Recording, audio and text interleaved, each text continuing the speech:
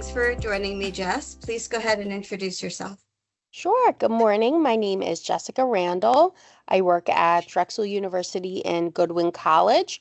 We do some work with matriculating students, but for the most part, we do a lot of the workforce training for the university, which includes, right, like sort of a range of programs. We have some non-apprenticeship programs, but I specifically oversee our registered apprenticeship programs.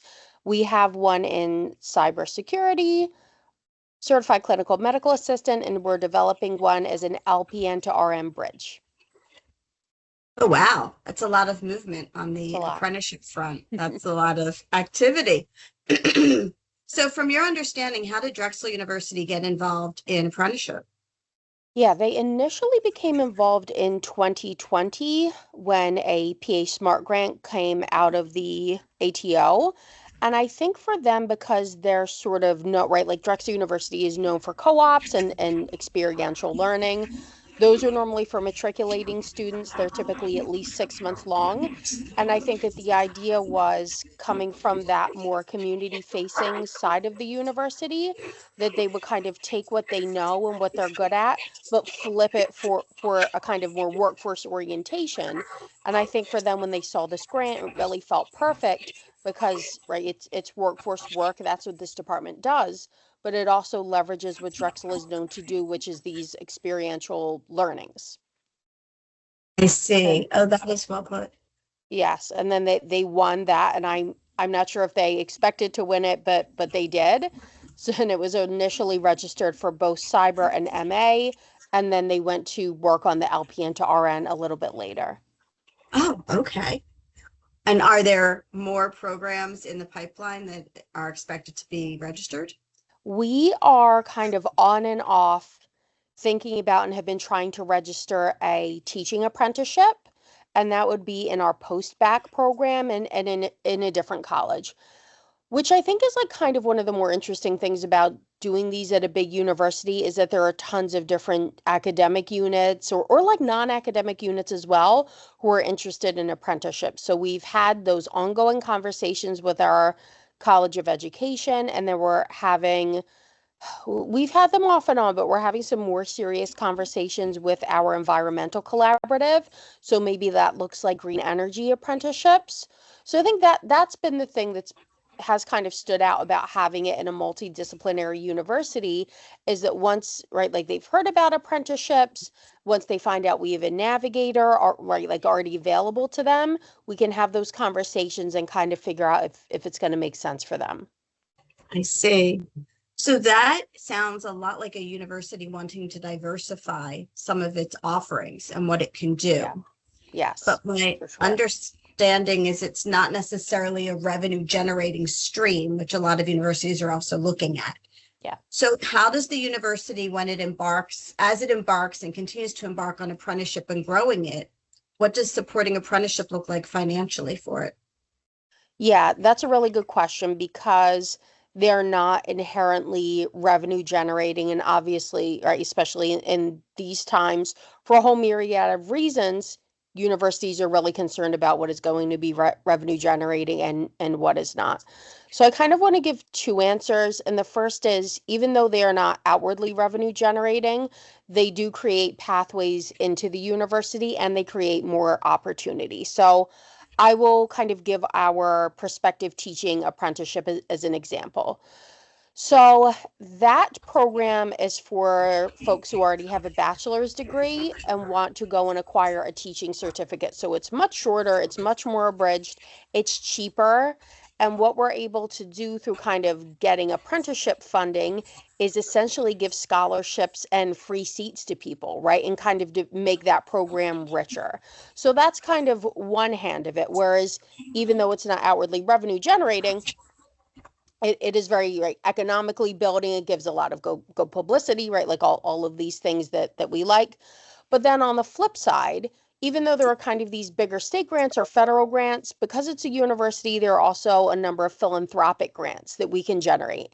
And when you're applying for a lot of these, and this has happened on more than one occasion already, that when you kind of, say that you have a registered apprenticeship, here's what it looks like, here's the successes it has, it also gives us a lot more opportunities to expand the kind of philanthropic funding that we get. So that it's kind of a, right, even though it doesn't feel like apples to apples, it's not straight up tuition.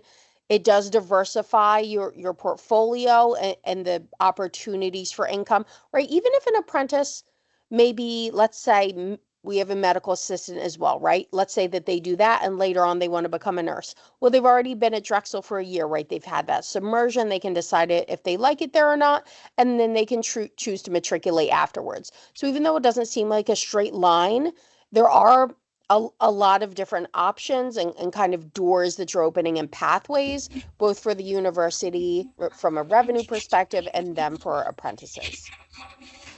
Wow, I had not considered all of that. It's very, very interesting insight into how higher education works and what it needs to do to survive. But Yeah. that's great to see that apprenticeship can be part of that. Oh yeah. Yeah. I think it's a very, once you really figure it out, I think it's a very natural part of it once you figure it out.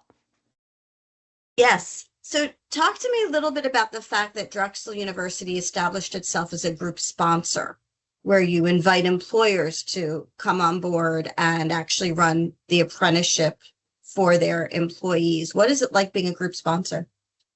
Yeah, I think that, and right, I'm not sure how much this was thought about ahead of time, right? Like when we applied and what we may have done differently or not. But the initial idea was that we would do a lot of recruitment from the community, and then we would separately create a lot of employer relationships, and we would do a lot of matching between the two, and we would facilitate a lot of the apprenticeship placement.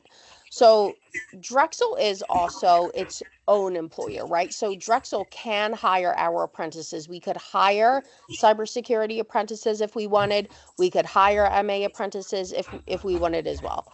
But we don't have the capacity for as many apprentices as we intended to place. So for example, when we were first granted, we committed to place 12 medical assistant apprentices. Drexel at any one time does not have vacancies for 12. There are not that many MAs employed at the university.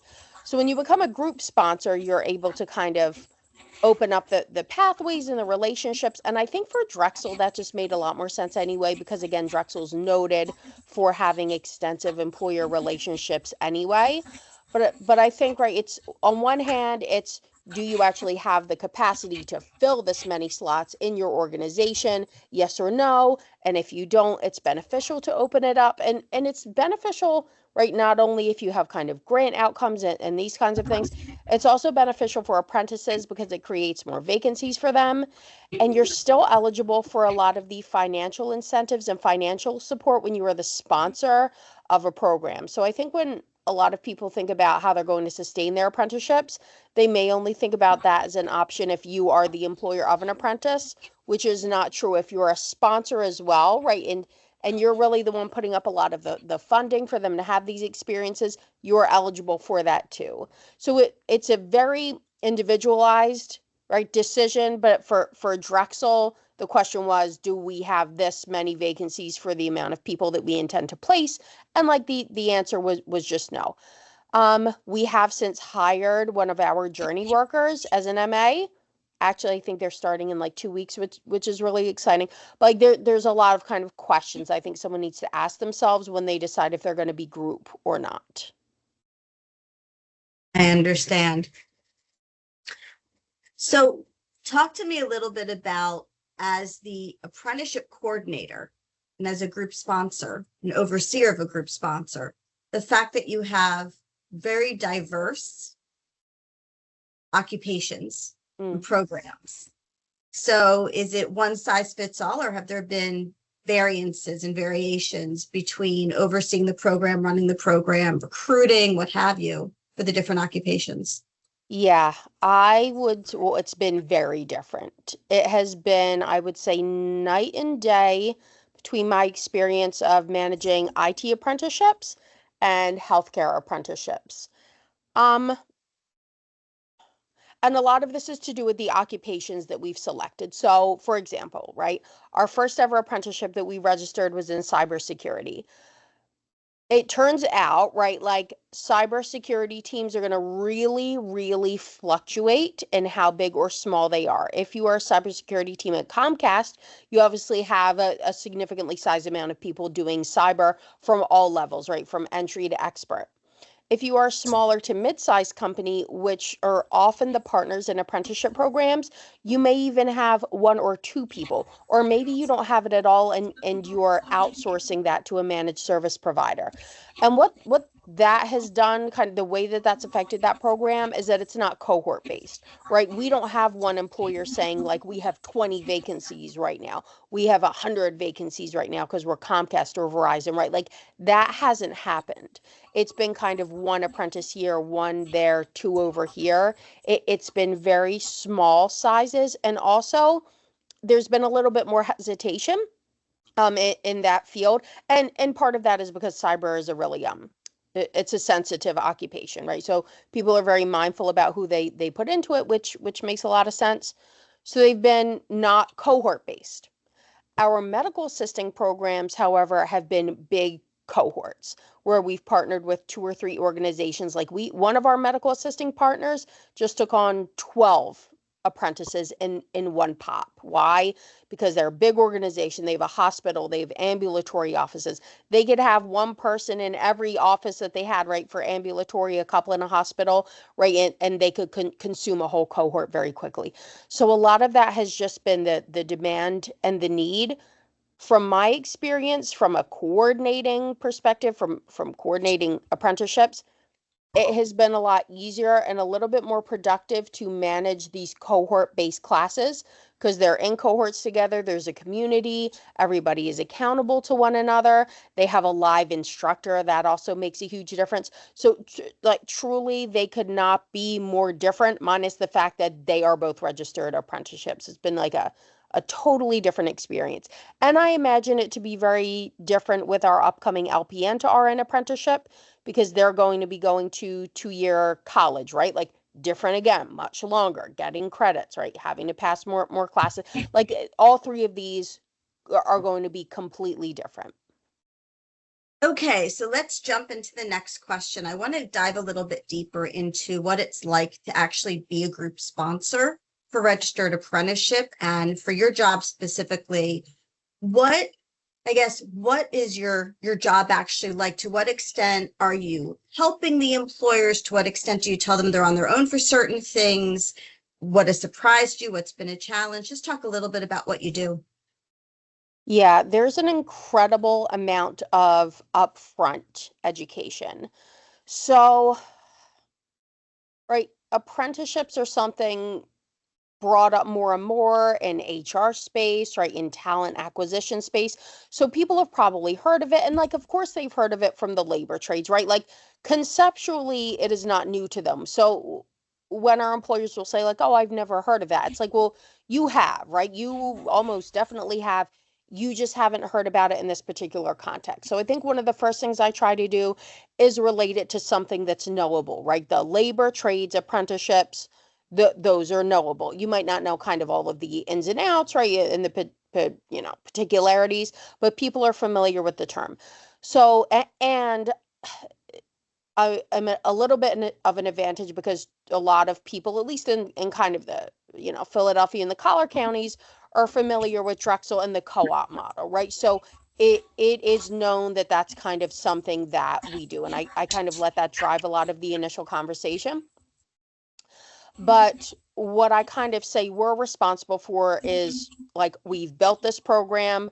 We own this program in the sense that it's registered under us. We have written the technical training, right? Like we've written the on the job skills, right? Like we are kind of giving you a training program that is baked and it's packaged and it's ready.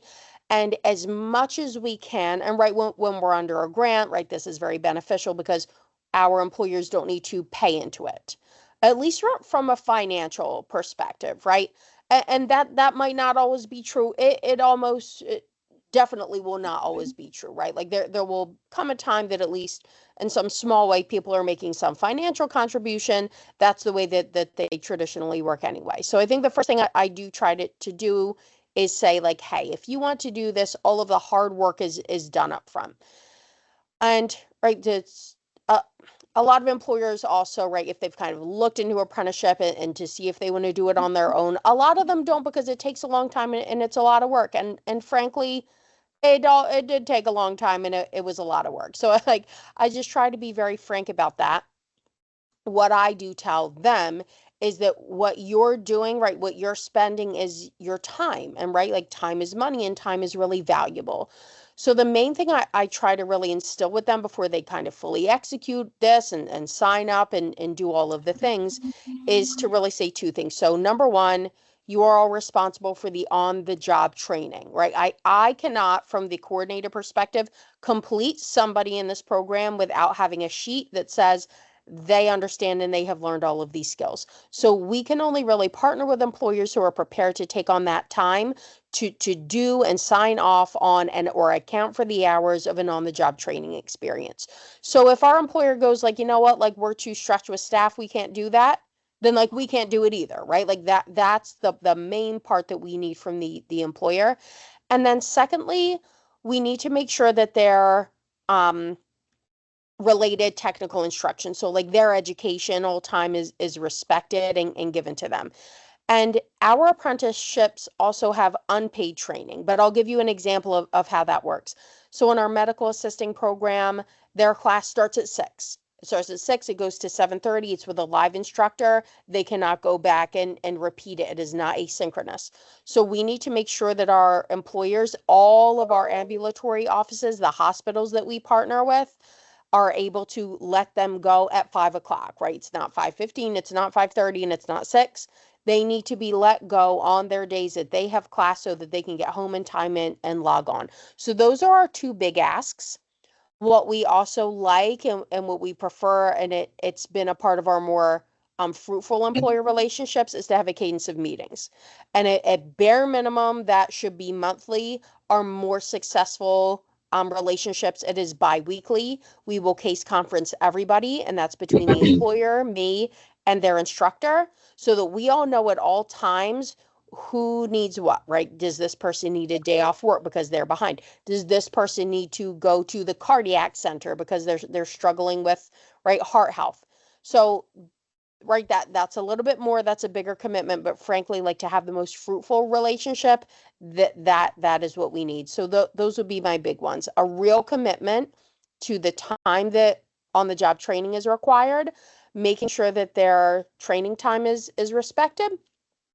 And then ideally, if we can have a good cadence of ongoing meetings where we can case conference all the individuals, that really is the ideal. It sounds so complete and thorough. I know not all group sponsors run that way with their employers. My impression is that some group sponsors, because of the nature of the occupation and the way that they've set up their group sponsorship, have so many employers signing on under them that they don't have as much oversight and a strong relationship with each or touch points as regularly. Yeah. And I can see that it doesn't always translate well. Yeah, for sure. Yes. Go ahead. Yeah, I can relate to that as well. Okay. In our cybersecurity apprenticeship, right, as I said, we only have like 1 or 2 people at every site. So all of a sudden we have 9 employers and 9 apprentices or 10 apprentices. And it is nearly impossible to keep a cadence of meetings, right, with that many people. What we do, however, make sure that we do from the sponsorship perspective, like religiously, is we make sure once a month we are emailing our employers, right, just to say like, how are things? Are things okay?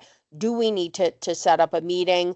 Here's some things you might not know about this person. They have a test this day or that day. So at the bare minimum, we do, right, make sure that we have at least a cadence of email communication with our employers if we can't have that kind of more in-depth conversation. And like what I will also say is those relationships that we have that are really, good and rich and consistent, that's because we have like 10 apprentices there, right? Or like 5 or more. We have a lot there.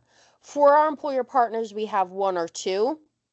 right? Like those conversations are just going to be shorter. And if an email is enough, like it's enough.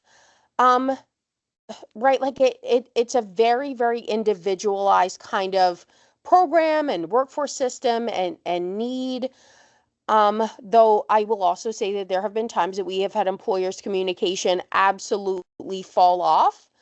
Right. And if we know from the sponsor perspective that like the apprentice is actually fine because we're in regular communication with them, that's one thing.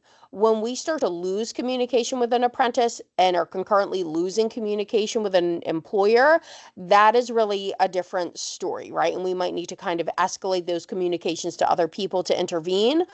And there has been one occasion that we have paused someone's apprenticeship, right? Like in the database, because it's like, hey, we don't know where you are. Are you still in class? Are you still doing any on the job? Like, we don't know. Let us know when you know. If we need to pause it because we need to, this might be a strong word, but we need to force communication, like we'll do that too, because as a sponsor, it's our responsibility to know what's happening. And if we don't know, like we need to know. So it has, Adina, certainly been very individualized.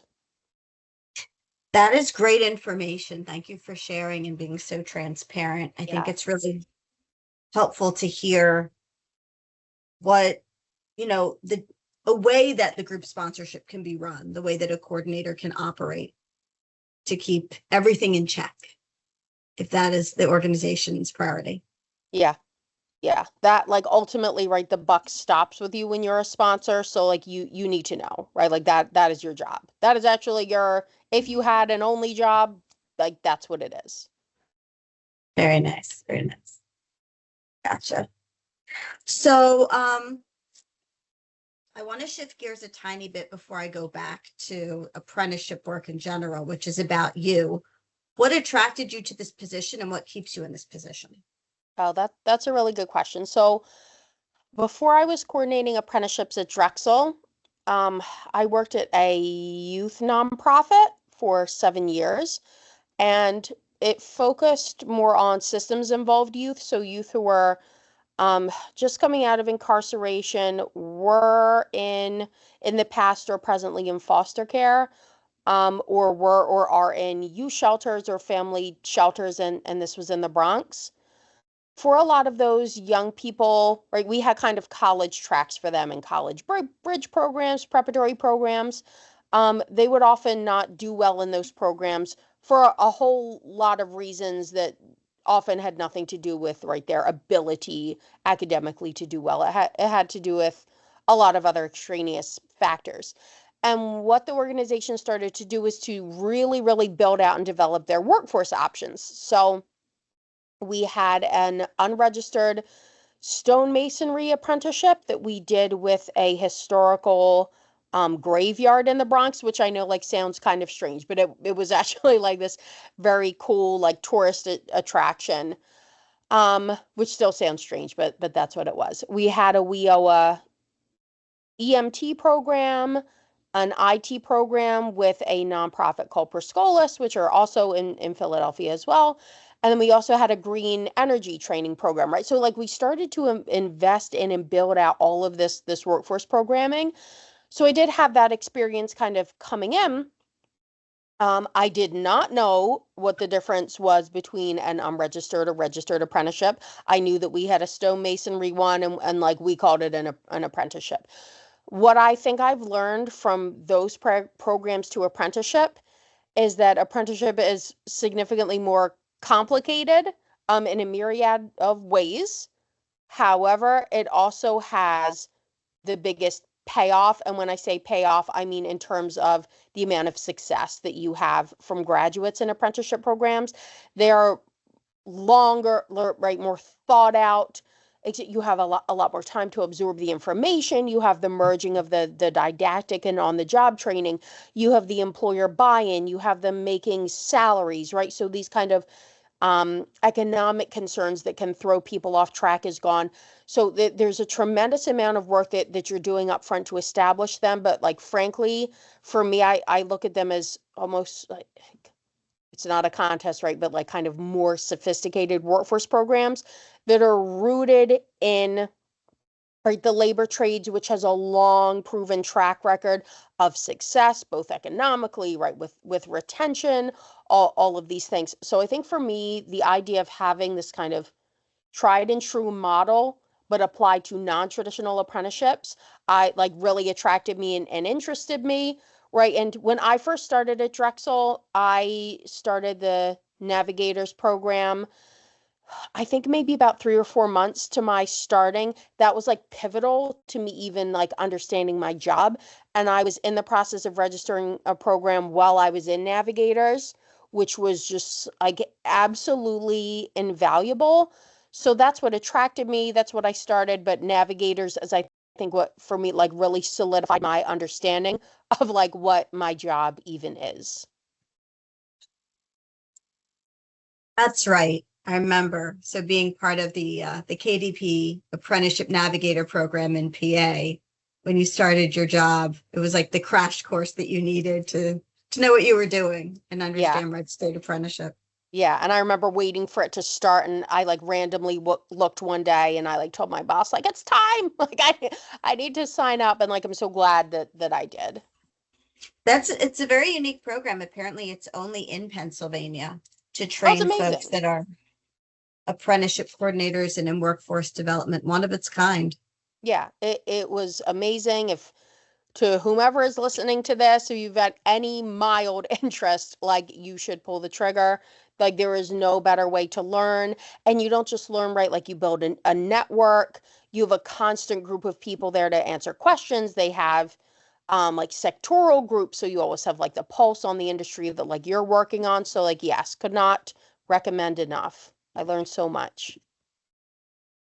And it continues, which is, just shows the true value of it and Yeah. the momentum of apprenticeship in Pennsylvania.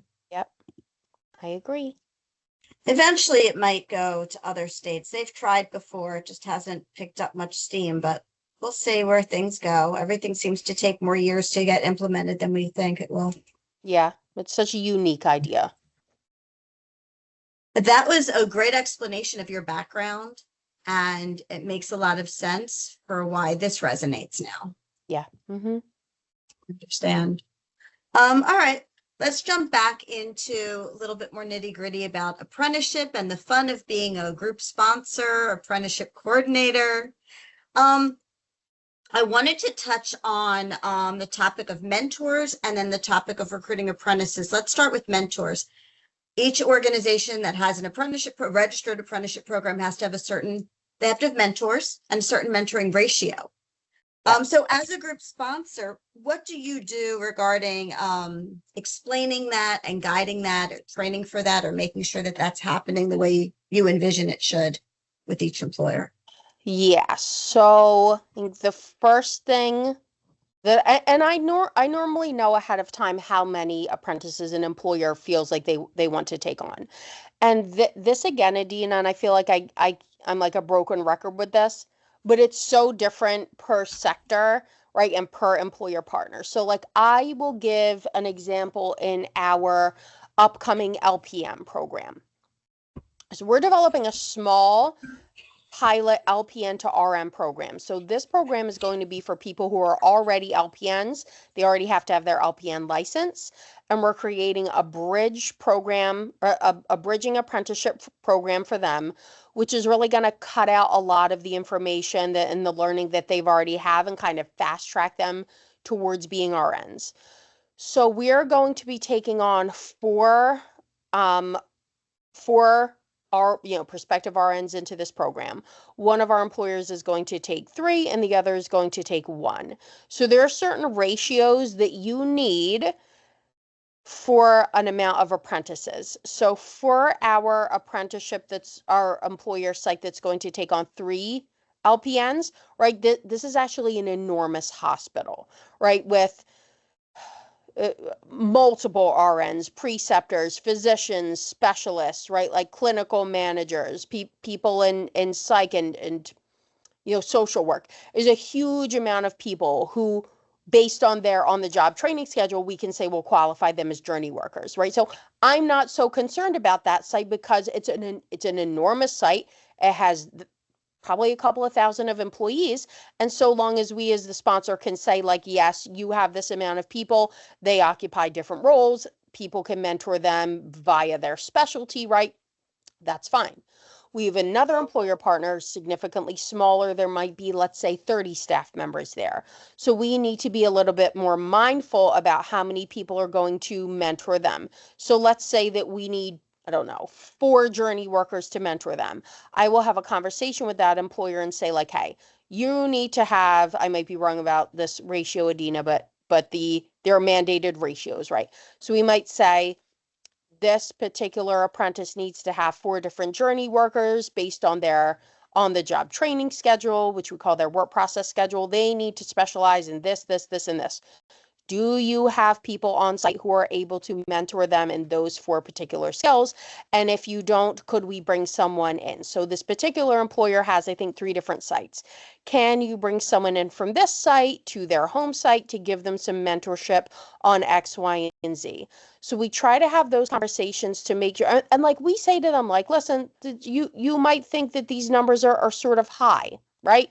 You might say, well, like, why do I need 4 people to mentor someone? Well, because one person is not an expert in any one thing, and that's what we really try to talk through with them. If this person has a whole portion where they need to learn, let's say, a little bit more about social work topics, right? That is not a traditional healthcare worker. Where is your social worker? Are they in the office, or are they not? Can you bring them in? So we have a lot of logistical conversations with them before they even start a program and invest, so we can decide who these people are and how they're coming. And then we we make sure that we know when they're coming, did they have a conversation, did they sit down with them to talk about what they're competent at, what they still need to work on. So like logistically it is a lot, but again, like it depends on how big this company is, how small it is, and how you can source the right kind of mentors for them. The mentoring ratio I find confusing, similar to how I find wage schedules confusing and always need coaching on them. But I will say the mentoring ratio of 4 to 1 is unique to Pennsylvania and challenging for smaller organizations. Yes. Still very misunderstood.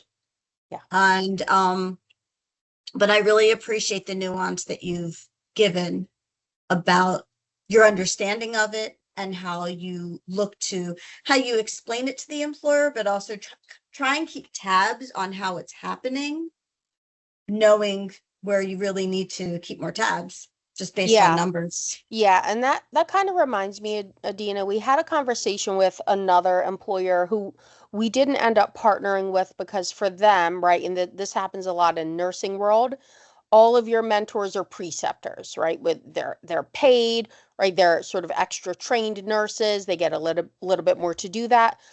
And they were like, we only have so many preceptors to go around, which is absolutely true. However, in an apprenticeship, in this particular one, right, like we had a lot about how to run insurance claims.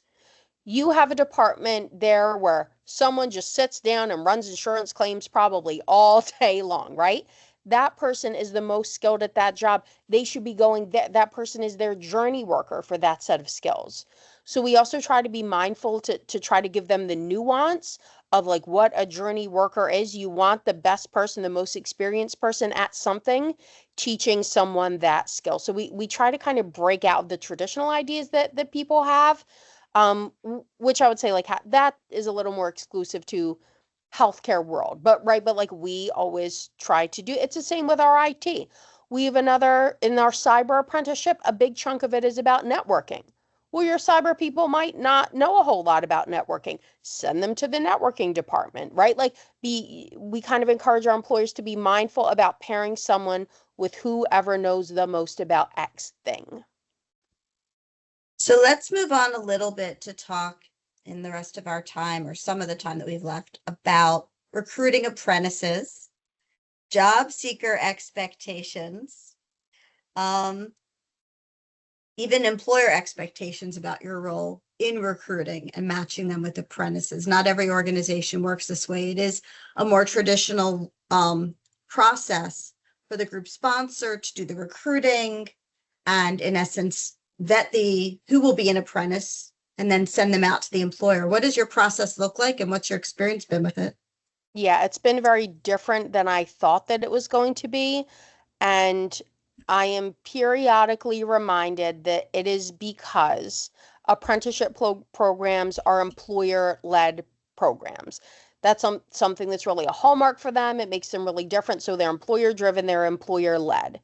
So when we develop our employer relationships, we really have this conversation of like who could be an apprentice.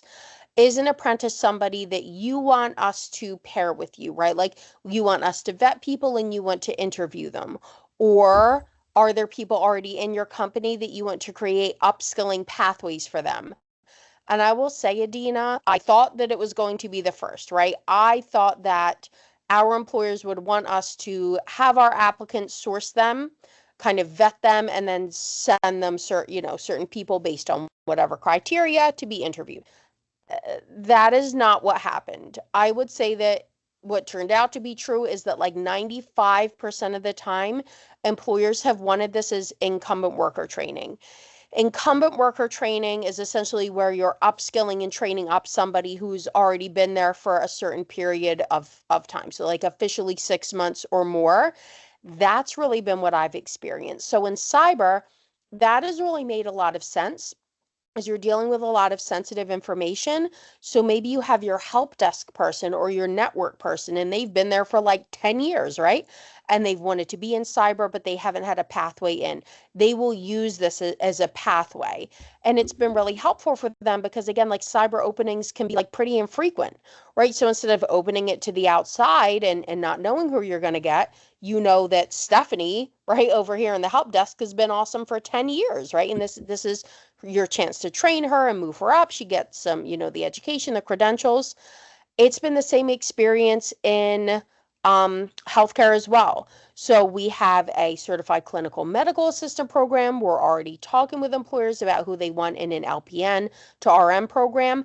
They've really been using these as retention tools as companies, right? Again, like it is employer driven. Something that they get out of this is being able to say to their employees, like, hey, once a year we partner with Drexel for this program that costs you nothing, right? And people get excited about it and like maybe they stay longer, right? That's something that they want. The second thing they want is a more skilled workforce, right? So they might be taking from their schedulers or people running insurance or their patient care techs, their phlebotomists, and all of a sudden that person who was just doing a skilled job is now doing a license-based skill job of greater need, right? Like higher vacancies at any one time.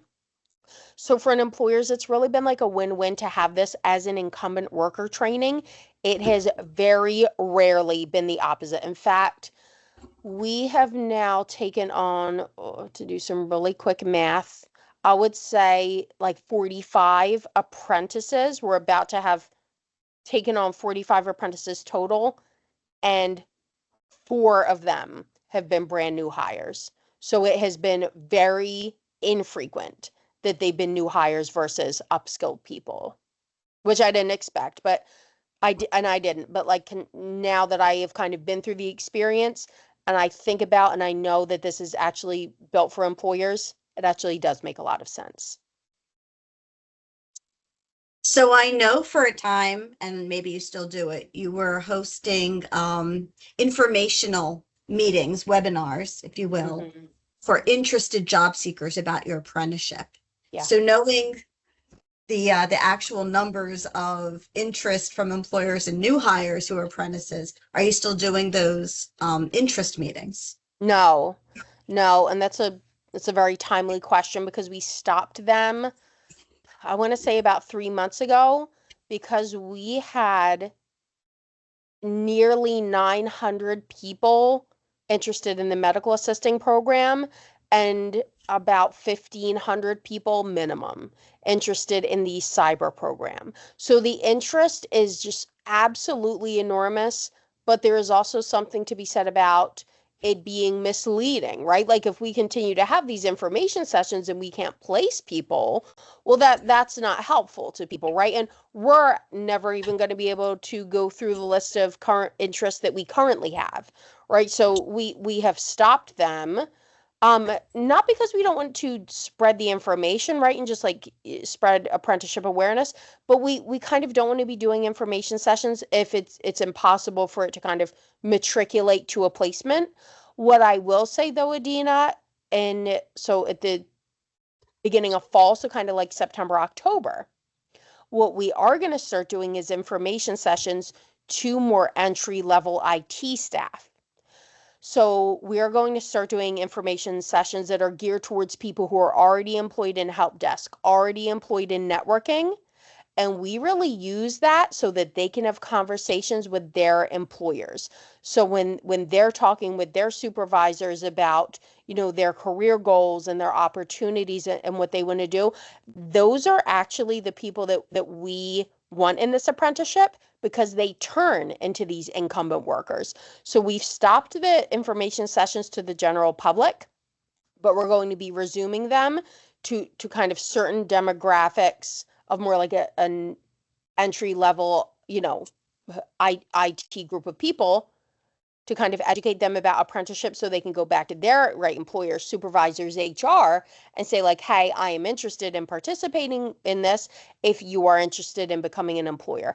That's actually how we've been more successful in cyber. So yes, we stopped the general sessions, but we're going to resume them in a much more strategic way. I love it.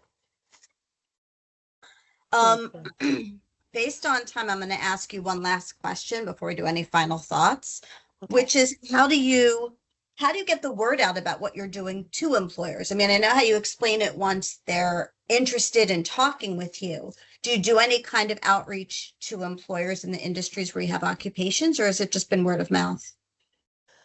It has been direct outreach all the time.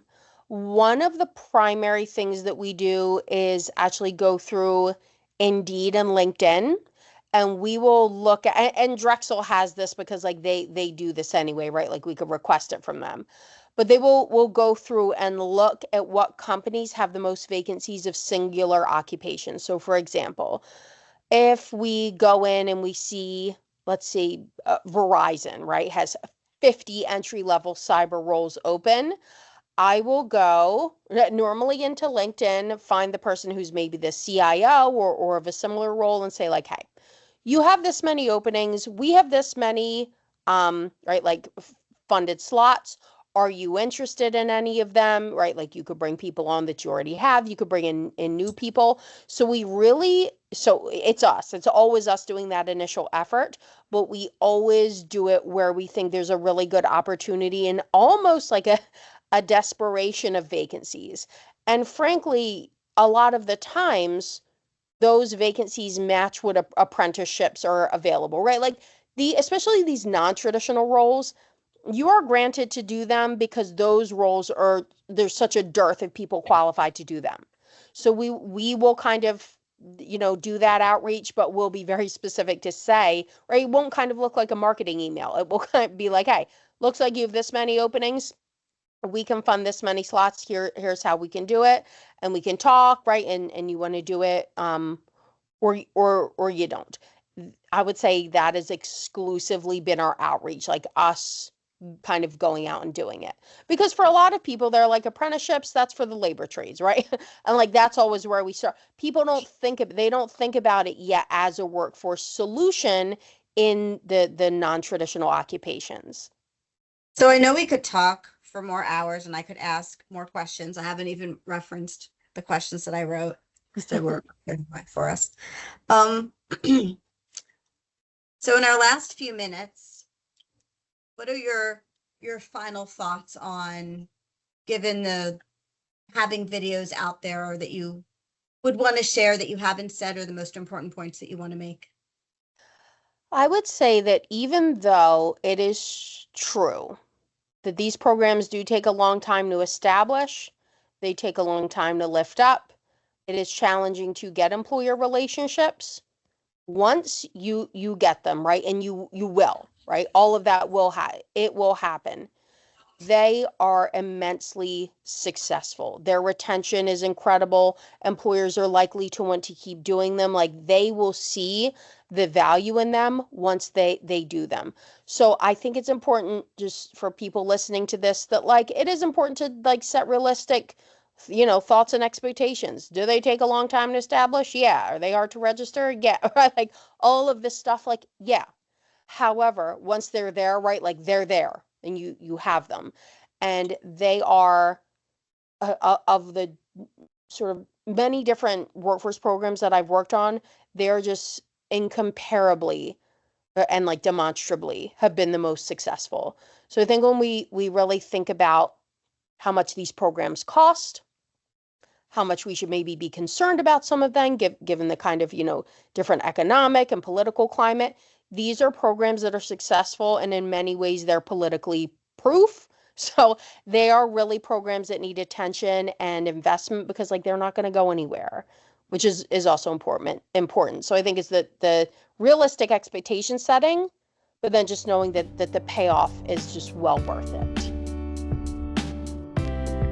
Thank you. That was an amazing way to end and place to end.